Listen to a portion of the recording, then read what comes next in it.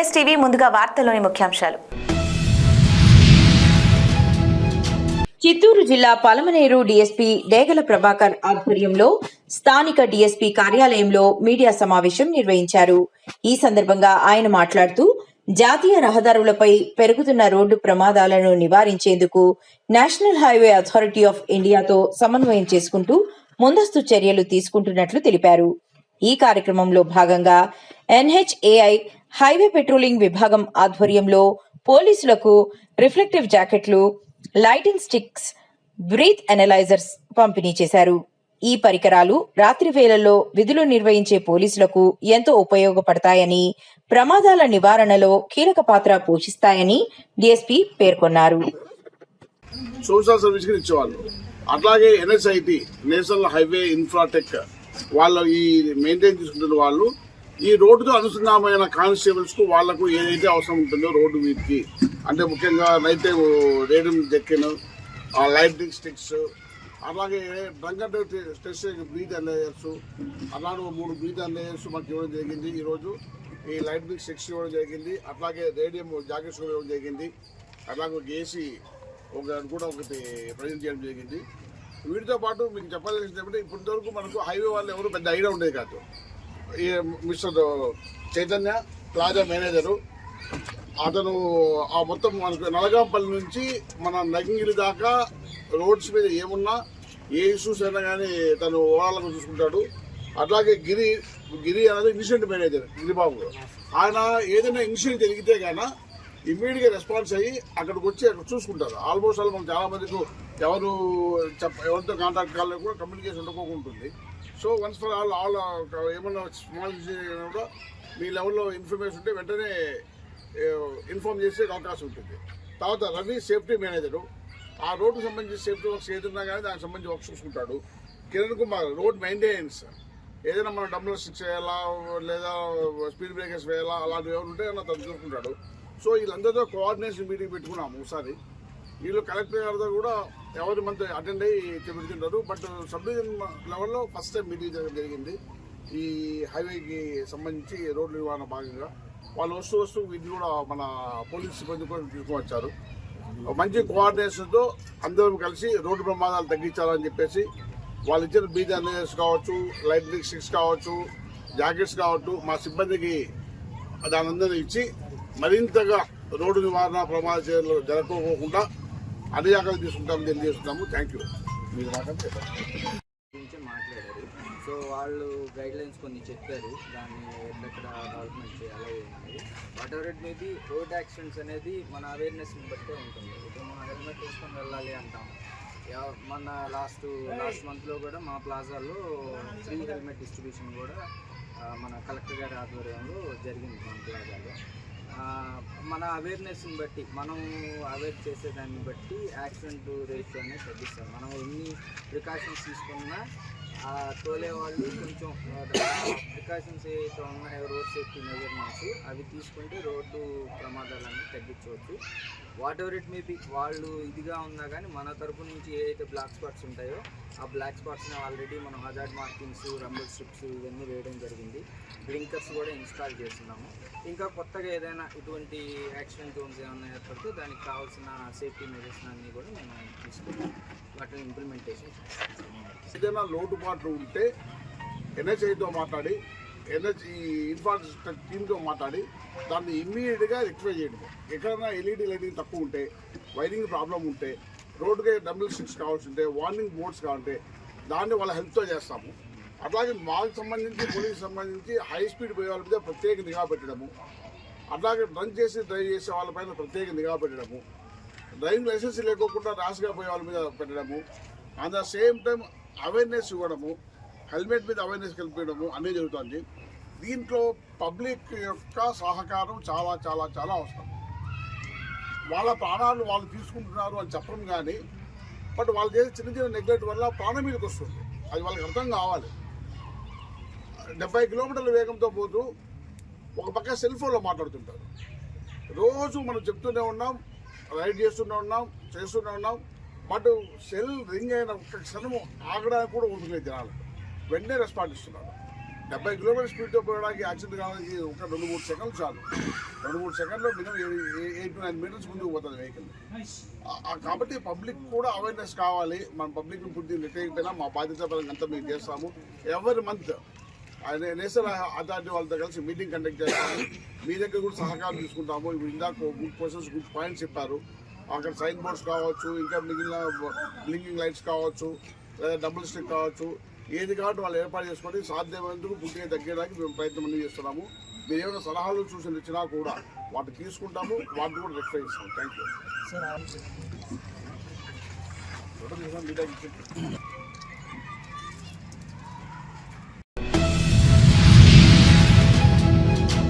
Nirmal rural మండలం కొండాపూర్ గ్రామంలో 10 లక్షల రూపాయలతో SHGVO భవన నిర్మాణానికి, 10 లక్షల రూపాయలతో SHGVO భవన వర్క్ షెడ్ నిర్మాణానికి, 18 లక్షల రూపాయలతో MPPS స్కూల్ కాంపౌండ్ వాల్ నిర్మాణానికి, 20 లక్షల రూపాయలతో ZPHS స్కూల్ కాంపౌండ్ వాల్ నిర్మాణానికి శంకుస్థాపన చేశారు.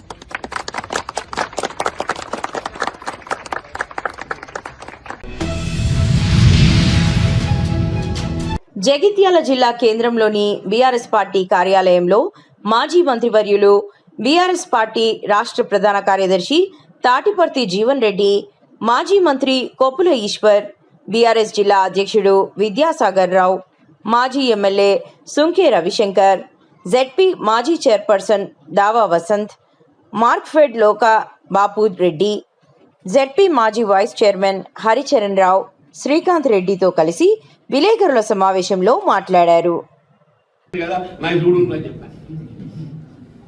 సూచనలు కావాలి కదా, ఏదైనా కానీ ఇది ఇస్తుందో ఇవాళ రాష్ట్రంలో జరుగుతున్న పరిణామాలు, జగిత్యాలలో జరుగుతున్న పరిణామాలు వాస్తవంగా కూడా ఎవరైనా పార్టీని వీడాలని ఎవరు కూడా భావించాం. వాస్తవంగా సఫికేషన్ 20 మాసాలు ఏది ఇస్తుందో నేను నిజంగా కూడా నేను అంటే మానసికంగా నేను ఎదుర్కొన్నటువంటి ఒక ఇబ్బందులు క్షోభచ్చు. ఇలా కేసీఆర్ గారు ఏదిస్తుందో పెద్ద మనసుతో నిన్నే చెప్పాను నేను బహిరంగ సభలో. కేసీఆర్ గారు పెద్ద మనసుతో ఏదైతే నాకు చేతులు ఇచ్చిండ్రు, నన్ను హక్కును చేర్చుకోవాలని చెప్పంటారు, నా హక్కును చేర్చుకోవాలని చెప్పంటారు. నా బీఆర్ఎస్ పార్టీలో చేరే అవకాశం కల్పించి నా ప్రజా జీవితానికి ఒక నూతన అధ్యాయం ఆరంభింపబడ్డదంటారు. నా ప్రజా జీవితానికి ఏదిస్తుందో ఒక నూతన అధ్యాయం ఆరంభింపబడ్డని చెప్పంటారు. ఇది ఏకైక లక్ష్యం ఏదైతుందో ఈ తెలంగాణ రాష్ట్ర పునర్నిర్మాణం, దాని కేసీఆర్ గారి యొక్క సారథ్యం లోపల బీఆర్ఎస్ పార్టీ ప్రభుత్వం నెలకొల్పబడ్డప్పుడు మాత్రమే మనందరి యొక్క కర్తవ్యం నిలబెడుతుందనే ఒక భావన అభిప్రాయం వ్యక్తం చేస్తుంది. సీఎం రేవంత్ రెడ్డి ఏమంటారు, పదవి లేకుండా ఒక ఏడాది కూడా ఉండలేకపోయారా జీవన్ రెడ్డి అని అంటే నా అసలు నేను చెప్పిన నా రాజకీయ జీవితం తెరిచి పుస్తకం. నేను 94కి వెళ్ళి 2004 దాకా పదవి లేకుంటున్నాను. 94కి వెళ్ళి 2004 దాకా పదవి లేకుంటున్నా. 2014 నుంచి ఏదైతుందో 23 దాకా పదవి లేకుండా ఎన్నో పదవి కాదు. శాసన మండలి సభ్యత్వం కూడా ఏదైతుందో రాజకీయాలకు అతీతంగా నాకు అవకాశం వచ్చింది. నాకు నిజంగానే పదవి కావాలని కోరుకున్నట్టయితే ఇప్పుడే చెప్పాను నేను, నాకు పార్టీ ప్లాన్ చట్టం కూడా అడ్డు లేకుంటే 2019లో నీ ఏకైక శాసన మండలి సభ్యుని కాబట్టి నా పదవి లేకుండా కూడా పార్టీ ప్లాన్ చట్టం నాకు అడ్డు లేకుండే. వీళ్ళు పదవి కాదు, వాళ్ళకి పదవి వస్తలేదు. ఇక్కడ కేసీఆర్ గారు ఏది దిద్దుందో నాకు పోరాట లక్ష్యం అని చెప్పడం, వీళ్ళ ప్రజాక్షేత్రం లోపల ఏదైతే ప్రజల పక్షం నిలబడి పోరాటం చేసినటువంటి ఒక బాధ్యత అని చెప్పంటున్నా. ఇది పదవి కాదు. అందరం కూడా మేము 2 ఏళ్ళు రోడ్ల మీద ఉండాలి. పదవుల కోసం వెంపర్లాడేది రేవంత్ రెడ్డి. ఆయన ఎవరు వేం నరేంద్ర రెడ్డి ఏం సేవ చేసిందే కాంగ్రెస్ పార్టీకి. వేం నరేంద్ర రెడ్డి అనే అతడు ఏదైతుందో కాంగ్రెస్ పార్టీకి ఏం సేవ చేసిందని చెప్పి అంటున్నాను. ఈవెన్ రేవంత్ రెడ్డి గారికి ఒక వ్యక్తిగత సహాయకుడు. అది 63,000 పెరిగింది, 59 రోడ్డు పెరిగింది అంటే దానికి ఎవడు బాధ్యుడే? ఇలా రాహుల్ గాంధీ గారు ప్రధానమంత్రి కాలేకపోయిందంటే ఎవడు బాధ్యుడు? నువ్వు కాదా? ఇక ఈయన రాహుల్ గాంధీ ప్రధానమంత్రి చేస్తున్నాడు, ఈయన రాహుల్ గాంధీ ప్రధానమంత్రి చేస్తున్నాడు. నీ మహబూబ్నగర్ ఓడగొట్టు, మహబూబ్ శాస్త్రమండలి ఓడిపోయింది అన్న అంటే శాస్త్రమండలి ఓడిపోయింది, మహబూబ్నగర్లో చేవల్ ఓడిపోయింది,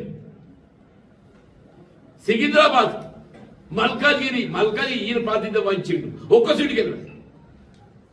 మల్కాజ్గిరిలో ఈయన పార్లమెంటే ప్రాతినిధ్యం వహించినాడు ఏదైతున్నదో ఒక్క అసెంబ్లీ సీటు కూడా గెలవలేదు అంటున్నా, పార్లమెంట్ గెలవలే. ఈయన కాంగ్రెస్ పార్టీ గురించి మాట్లాడతాడు. ఎంతో నీ స్వార్థ ప్రయోజనాలు, నీ ఆర్థిక ప్రయోజనం తప్ప నీకేముంది అని చెప్పి అంటున్నాను. నీ స్వార్థ ప్రయోజనాలు, నీ ఆర్థిక ప్రయోజనం తప్ప ఏముంది అని చెప్పి అంటున్నాను. తెలంగాణ రాష్ట్రానికి ఏది ఇస్తుందో కేసీఆర్ గారే శ్రీరామ రక్ష అని చెప్పండి. అందరం కూడా కోరుకునేది కేసీఆర్ గారికి ప్రభుత్వం తిరిగి రావాలని కోరుకుంటున్నాం. ఇది ఒక మా బీఆర్ఎస్ లోనే కాదు, ఇది యావత్ తెలంగాణ సమాజం కోరుకుంటుంది. ప్రజల నానుడు వచ్చింది. ఈ రాష్ట్రానికి పట్టిన శని పీడ విరడ కావాలి, ఈ రేవంత్ రెడ్డి పోవాలని చెప్పని రాష్ట్ర ప్రజానికే కోరుకుంటున్నాయని చెప్పి అంటున్నాను. ఉంటావు 2 ఏళ్ళు ఉంటావు, నీ ఎవరితో తెలియదు. కాంగ్రెస్ పార్టీ ఎప్పుడేమైందో తెలియదు. కొసెల్లి దాకా ఈయన ఉంటా అని చెప్పి అనుకుంటుండు నేను కొసెల్లి దాకా ఉంటా అని చెప్పాను. కానీ అధిష్టానం గమనిస్తుంది. ఇది ఇప్పుడే పోయేది బీజేపీ దానిలో చేరిండు. ఎందుకు నడమ ఉండడుగా చంద్రబాబు నాయుడు గారు నడమ రాయబారి వారది ఉన్నాడు. ఈయనకున్న ఎన్డీఏ ప్రభుత్వానికి మధ్య బీజేపీ మధ్య ఏదైతుందో వారది చంద్రబాబు నాయుడు ఉన్నాడు. ఈయన అనుకుంటున్నాడు చంద్రబాబు నాయుడు కాపాడతాడని చెప్పాను. కాంగ్రెస్ పార్టీ అధిష్టానం ఇవాళ నిర్వీర్యం నిశ్చితమైనట్టు కనబడుతుంది. మరి ఇన్ని కుట్రలు కుతంత్రాలు చేస్తున్నా కానీ మరి ఎందుకు సైలెంట్ ఉంటుందో అర్థం కావటం లేదని చెప్పండి. రాష్ట్రంలో కాంగ్రెస్ పార్టీ సుస్థిరంగా ఉన్నది, 66 స్థానాలు ఉన్నాయి. నీకు ఎందుకే మళ్ళీ ఇంకా కొత్త సభ్యులు? నీ సభ్యులు నీకు నమ్మకం లేదా? ఎందుకు కాంగ్రెస్ పార్టీ అధిష్టానాన్ని ఏదైతుందో ప్రెషర్ టాక్టిక్స్, నీకంటూ కుంపటి ఏర్పాటు చేసుకోవాలి. దయచేసి ఏదైతుందో కనీసం నిన్నటి సభ కేసీఆర్ గారు ఏదైతుందో జగిత్యాల సభ అని చెప్పిన జగిత్యాలకి పరిమితం కాదు. వాస్తవం నేను సభ నేను అంత పెద్ద ఎత్తున మరి కేసీఆర్ గారి అభిమానులు ఎవరు ఊహించిన దానికంటే ఏదైతుందో పెద్ద ఎత్తున అని చెప్పి యావత్ తెలంగాణ సమాజం మొత్తం టీవీల ముందు కూర్చున్నారే. పలమనేరు పట్టణంలో విశ్వ హిందూ పరిషత్ ఆధ్వర్యంలో సినీ నటుడు ప్రకాష్ రాజ్ పై తీవ్ర ఆగ్రహం వ్యక్తం చేశారు. ఆయన దేశానికి వ్యతిరేకంగా వ్యాఖ్యలు చేస్తున్నారని ఆరోపిస్తూ దేశద్రోహిగా పేర్కొని వెంటనే దేశ బహిష్కరణ చేయాలని డిమాండ్ చేశారు. ఈ సందర్భంగా విహెచ్పి నాయకులు మాట్లాడుతూ దేశానికి హాని చేసే విధంగా వ్యాఖ్యలు చేసే వారిపై కఠిన చర్యలు తీసుకోవాలని ప్రభుత్వాన్ని కోరారు.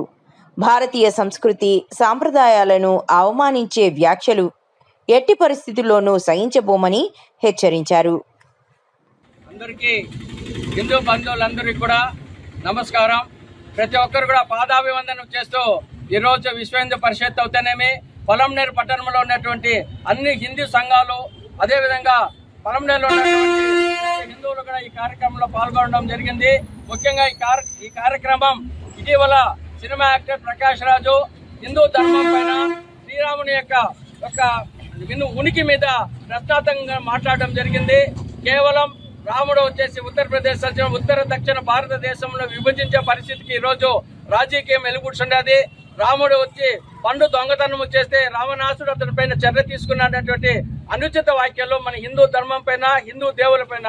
ఎందుకంటే 100 కోట్ల మంది ఆరాధ్య దైవం అన్నటువంటి రాముని పైన అనుచిత వాక్యాలు చేసినటువంటి ప్రకాష్ రాజుని సుమోటో కేసు కింద బుక్ చేసి అతడు ఇటువంటి కార్యక్రమాలు మరి ఎక్కడా చేయకుండా తక్కువైనటువంటి చర్యలు తీసుకోవాలి. ఎందుకంటే భారత రాజ్యాంగం రాసేటప్పుడే భారత రాజ్యం లిఖితమైనటువంటి భారత రాజ్యం రాసేటప్పుడే ఆ రాజ్యాంగంలో సీత రాముడు అదేవిధంగా లక్ష్మణుడు ఉన్నటువంటి ఒక చిత్రాన్ని చిత్రీకరించి దాని తర్వాత భారత రాజ్యాంగం రాశారు. అంటే భారత రాజ్యాంగం లిఖించేటప్పుడే రాముని యొక్క స్థానము అదనమాట. ఈ రోజు భారత రాజ్యాంగం పైన రాముని కూడా అతన్ని ద్వేషిస్తున్నాడంటే దీన్ని సుమోటో కేసు కూడా తీసుకుని ప్రభుత్వం వాళ్ళపైన చర్య తీసుకోవాలి. అదేవిధంగా ప్రకాష్ రాజు చిత్రసీమ నుంచి కూడా బహిష్కరించాలి. ఏ యొక్క రంగంలో కూడా ఏ యొక్క లాంగ్వేజ్ లో కూడా అతని సినిమాల్లో తీసుకోకుండా బహిష్కరిస్తే సమాజంలో తీసుకుని అట్లా కాకుండా నిర్మాతలు ఇంకా జరగబోయేటువంటి సినిమాల్లో అతని కానీ ప్రొడ్యూసర్లు అతన్ని కానీ నటింపజేస్తే ఆ యొక్క సినిమాలను కూడా బహిష్కరణ చేసి అడ్డుకోవడం జరుగుతుంది. కావున చిత్రమండలి వాళ్ళు కూడా చెయ్యెత్తి దండం పెట్టి మిమ్మల్ని కోరుకుంటున్నాం. ఇట్లాంటి హిందూ ద్రోహుల్ని మీరు ఎంకరేజ్ చేయొద్దండి. అతని పైన తగు చర్యలు తీసుకుని చిత్ర పరిశ్రమలకు బహిష్కారం చేసి అతని పైన తగు చర్యలు తీసుకోవాలని చెప్పి అదేవిధంగా చేస్తున్నాం. ప్రతి ఒక్కరు కూడా హిందువులు అనుకోక జరుగుతున్న కారణం హిందూ ధర్మంలో ఉన్నటువంటి హిందువులకి ఐకమత్యం లేకపోవడం. గుడికి పోతాం, నోములు చేసుకున్నాం, పండుగలు చేసుకున్నాం, జాతరలు చేసుకుంటాం, కుటుంబ సమేతంగా ప్రతి ఒక్కరితో కూడా కలిసిమెలిసి ఉంటాం. కానీ హిందూ ధర్మానికి ఏదైనా ఉనికికి ప్రశ్నార్థకరమైనప్పుడు ఏ హిందువు కూడా ఇంటి నుంచి బయట రాకుండా ఉండడం వల్ల మన హిందువులకి అందరూ కూడా చిన్న చూపు జరుగుతూ ఉంది. ప్రతి ఒక్కరు హిందువుని క్రిటిసైజ్ చేయడం, హిందూ దేవుని క్రిటిసైజ్ చేయడం చేస్తున్నాం. ఇతర మతస్థుల జోలికి ఇదే ప్రకాష్ రాజు ఇతర మతాల జోలికి పోయింటే ఈ పాటికి సౌంగా తేలి ఉండే పరిస్థితి. కానీ సిగ్గు చరము మానము హీనము లేనటువంటి మన హిందువులు ఇంటికే పరిమితమై వ్యాపారాలకు పరిమితమై మనకు ఉండిపోయిన దానివల్ల ఈ సనాతన ధర్మానికి జరిగినట్టు లోటు జరుగుతుంది. ఇంకనైనా హిందువులు ఇద్దరు మేల్కొంటే గానీ హిందూ ధర్మాన్ని కాపాడుకోలేని పరిస్థితిలో మనం ఉన్నాము. కాబట్టి దయచేసి హిందూ ధర్మానికి ఏదైనా ఆపద కలిగినప్పుడు హిందువులందరూ ఒకటిగా కావాలని చెప్పి కోరుకుంటున్నాం.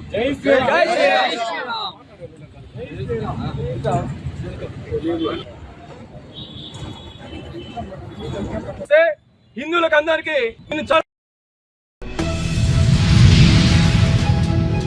సిపిఎం పార్టీ 5వ మహిళా సంఘాల ఆధ్వర్యంలో గోపాల్పూర్ నవయువ కాలనీలో కొత్తగా ఏర్పాటు చేసిన సాయిరాం వాటర్ ప్లాంట్ ను వెంబటి తొలగించాలని సిపిఎం పార్టీ మండల కార్యదర్శి వీరన్న నాయక్ మాట్లాడుతూ కాలనీలో 300 కుటుంబాలు నివసిస్తున్నాయి.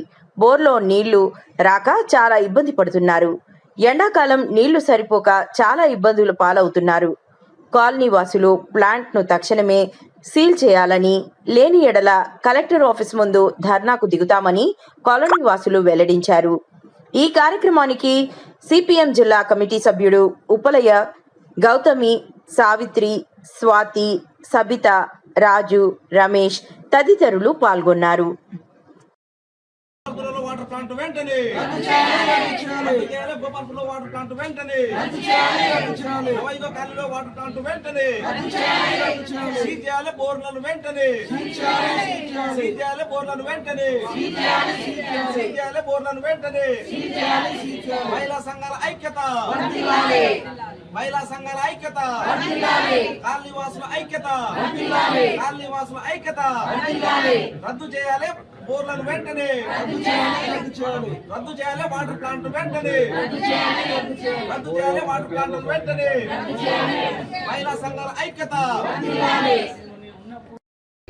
3-4 రోజుల నుండి గోపాల్పూర్ నవయుగ కాలనీలో ఆందోళన కాలనీవాసులతో జరుగుతుంది. దానికి 5వ సంఘాలు కానీ సిపిఎం పార్టీ కానీ మిగతా అభ్యుదయ సంఘాలు కానీ అందరం కలిసేసి ఇల్లీగల్గా పెట్టినటువంటి వాటర్ ప్లాంట్ను వెంటనే రద్దు చేయాలని చెప్పేసి కమిషనర్ గారిని అట్లాగే మున్సిపల్ అధికారులు కలవడం అనేది జరిగింది. గత 5-6 రోజుల నుండి ఆందోళన జరుగుతున్నా కూడా కనీసం అక్కడ ఉన్నటువంటి స్థానిక అధికారులు కూడా ఎవరు కూడా రానటువంటి పరిస్థితి మనకు కనబడుతుంది. అక్కడ దాదాపుగా నీటి ఎద్దడి ఏర్పడుతుంది. నీటి ఎద్దడి ఏర్పడి ఆడ ఒక 200-300 కుటుంబాలు మొత్తం అసలు నీళ్లు చుక్క నీళ్లు బోలో రానటువంటి పరిస్థితి అలా కనబడుతుంది. దానివల్ల అన్ని కుటుంబాలకు పొద్దున్న లేస్తే చిన్న చిన్న పిల్లలు ఉన్నటువంటి కుటుంబాలకు అసలు బోర్లు అన్ని ఎండుకపోయినటువంటి పరిస్థితి మనకు కనబడుతుంది. కాబట్టి వెంటనే అధికారులు కూడా మనకు మెమోరాండం ఇచ్చాము, ధర్నా చేశాము, స్పందించి వెంటనే సీజ్ చేస్తామని చెప్పి హామీ ఇచ్చారు. ఒకవేళ గోపాల్పురం నవయుగ కాలనీలో ఈ బోర్లను సీజ్ చేయకపోతే రేపు కలెక్టరేట్ ఆఫీస్ ముందు కూడా దీన్ని మేము ధర్నాను ఎక్స్టెన్షన్ చేస్తాం. అట్లా కాలనీ వాసులతో దాదాపుగా వందలాది మందితో కాలనీ వాసులతో అందరితో కూడా మళ్ళీ కలెక్టరేట్ ముందు కూడా కూర్చోవలసినటువంటి పరిస్థితి ఏర్పడుతుంది. ఈ ఒకటే బోర్ కాదు, మొత్తం ఈ పట్టణంలో ఎక్కడ పడితే అక్కడ విచ్చలవిడిగా పర్మిషన్ ఇస్తున్న పరిస్థితి కనబడుతుంది. నివాస ప్రాంతంలో ఓల్డా చట్టం ఉంది స్పష్టంగా, అక్కడ చెప్తుంది ఆ చట్ట ప్రకారంగా 150 ఫీట్ల కంటే ఎక్కువ బోర్ వేయడానికి వీల్లేదు. ఒకవేళ బోరు ఎక్కువ వేయాలంటే కూడా కంపల్సరీగా పర్మిషన్ తీసుకోవాలని కూడా చట్టం కూడా చెప్తుంది. ఆ చట్ట ప్రకారం కూడా మున్సిపల్ అధికారులు ఇవన్నీ కూడా దాన్ని పరిశీలించి దాన్ని వెంటనే సీజ్ చేయాలని చెప్పేసి విజ్ఞప్తి చేయడం అనేది జరుగుతుంది. అట్లా చేయని యెడల మేము ప్రజలంతా కూడా ఆందోళన చేస్తామని చెప్పేసి సిపిఎం పార్టీగా హెచ్చరిక చేయడం అనేది జరుగుతుంది. చిత్తూరు జిల్లా పూతలపట్టు నియోజకవర్గం బంగారుపాలెం మండలంలోని సదకుప్పం గ్రామంలో రాష్ట్ర ముఖ్యమంత్రి నారా చంద్రబాబు నాయుడు పుట్టినరోజు వేడుకలు టీడీపీ యువ నాయకుడు బాలకృష్ణ ఆధ్వర్యంలో ఘనంగా నిర్వహించారు. గ్రామ నడిబొడ్డులో భారీ కేక్ కట్ చేసి అందరికీ పంచిపెట్టారు. ఈ కార్యక్రమంలో N Markonda Naidu, P Hemachandra Naidu, D Bhuvanakumar, M Munindra Naidu, Chitti Babu Naidu, S Janakiram, D Manohar Naidu, Sirish Kumar, K Srinivasulu, మహిళలు తదితరులు పాల్గొన్నారు.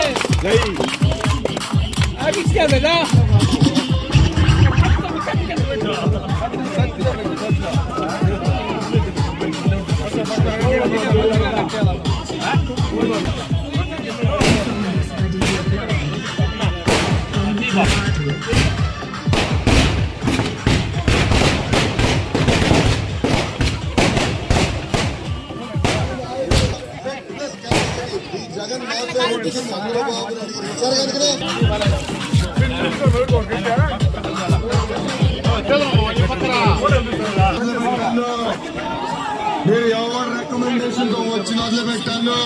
మీ టైం అయిపోయింది. 3 సంవత్సరాలు అయిపోయింది. మీ టైం అయిపోయింది.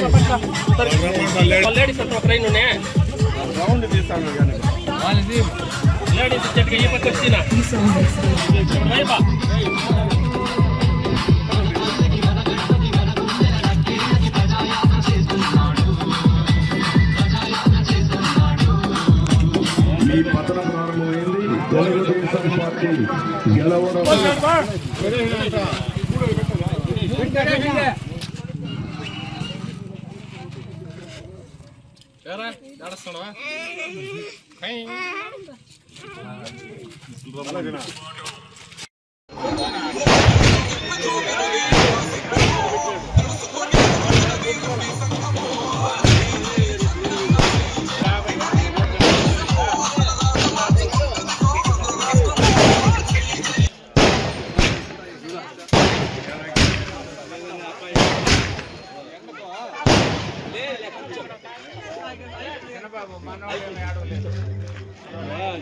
మాట్లాడేది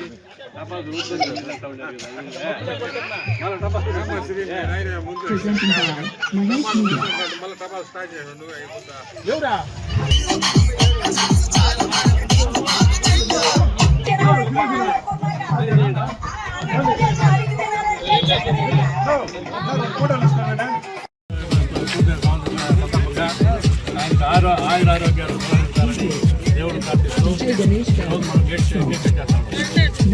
బంగారుపాలెం మండలం సదకుప్పం గ్రామంలో చంద్రబాబు నాయుడు గారి 76వ జన్మదినం సందర్భంగా కేక్ కట్ చేస్తూ ఆయనకు ఆయురారోగ్య ఐశ్వర్యాలు